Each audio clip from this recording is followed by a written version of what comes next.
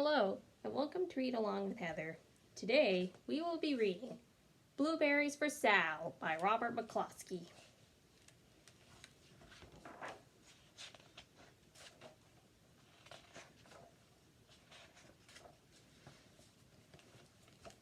One day, little Sal went with her mother to Blueberry Hill to pick blueberries. Little Sal brought along her small tin pail, and her mother brought her large tin pail to put berries in. "We will take our berries home and can them," said her mother. "Then we will have food for the winter." See, a long time ago, canning food was something you had to do to survive winter, since grocery stores weren't really that large, and yeah.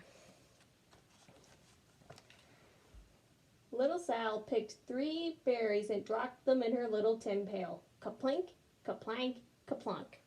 She picked 3 more berries and ate them. Then she picked more berries and dropped one in the pail. Kaplunk! And the rest she ate. Then little Sal ate all 4 blueberries out of her pail.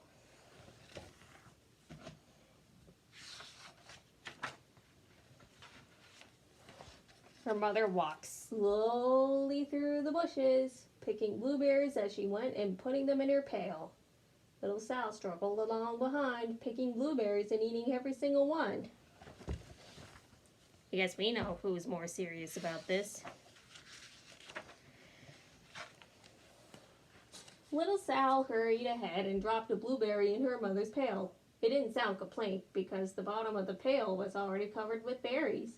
She reached down inside to get her berry back. Though she didn't really mean to, she pulled out a large handful because there were so many blueberries right up close to the ones she had put in.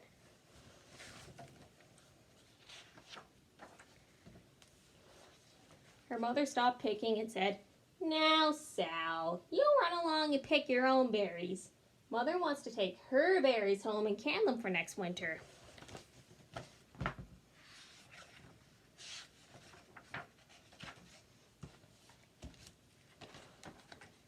Her mother went back to her picking, but little Sal, because her feet were tired of standing and walking, sat down in the middle of a large clump of bushes and ate blueberries.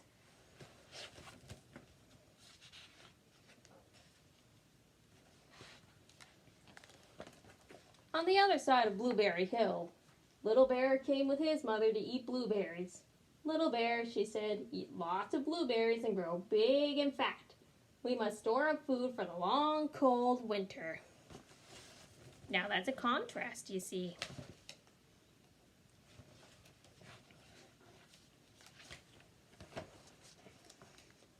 Little Bear followed behind his mother as she walked slowly through the bushes, eating berries. Little Bear stopped now and then to eat berries. Then he had to hustle along to catch up.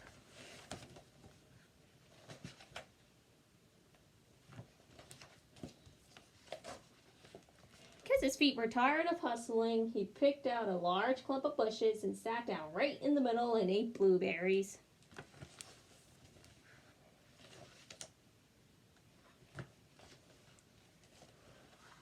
Over on the other side of the hill, little Sal ate all of the berries she could reach from where she was sitting. Then she started out to find her mother.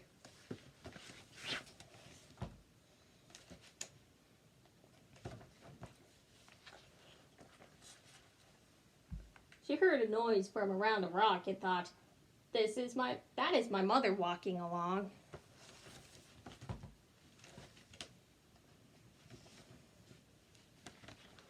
But it was a mother crow and her children, and they stopped eating berries and flew away saying, "Caw, caw, caw."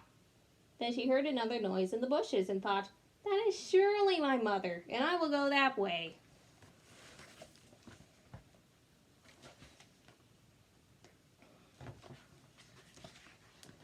But it was Little Bear's mother instead. She was tramping along, eating berries and thinking about storing food for the winter. Little Sal trampled right along behind.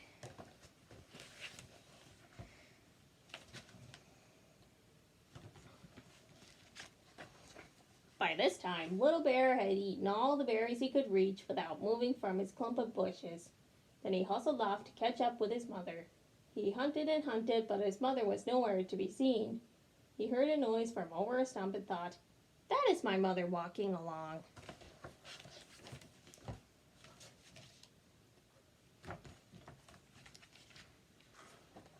But it was a mother partridge and her children. They stopped eating berries and hurried away. Then he heard a noise in the bushes and thought, "That is surely my mother. I will hustle that way."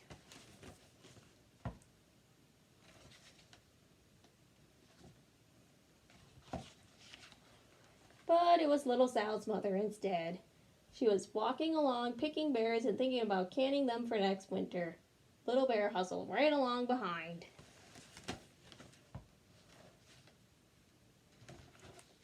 Little Bear and Little Sal's mother and Little Sal and Little Bear's mother were all mixed up with each other among the blueberries on Blueberry Hill.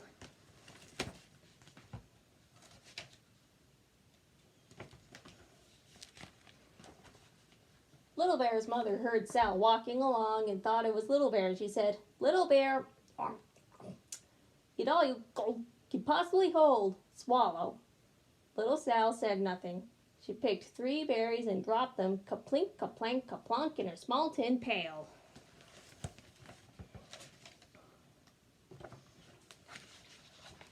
Little Bear's mother turned around to see what on earth could make a noise like kaplunk. "Oof!" she cried, choking on a mouthful of berries. "That is not my child! Where's Little Bear?" She took one good look and backed away. She was old enough to be shy of people, even a very small person like Little Sal. Then she turned around and walked up very fast to hunt for Little Bear.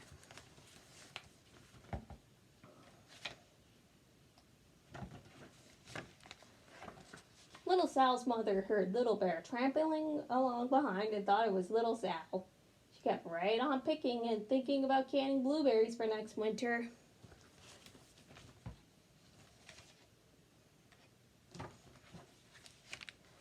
Little Bear padded up and peeked into her pail.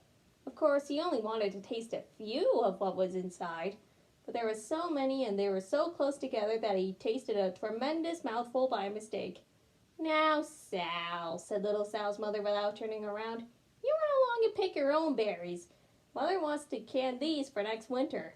Little Bear tasted another tremendous mouthful and almost spilled the entire pail of blueberries.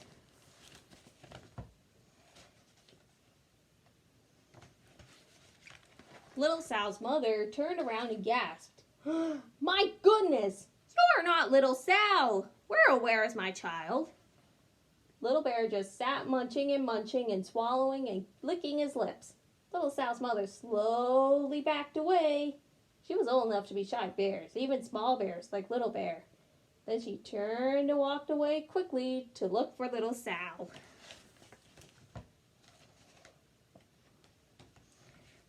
She hadn't gone very far before she heard a kaplink, kaplank, kaplunk.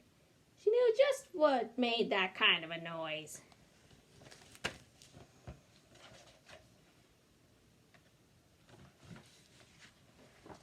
Little Bear's mother had not hunted very long before she heard a hustling sound that stopped now and then to eat and swallow. She knew just what made that kind of noise.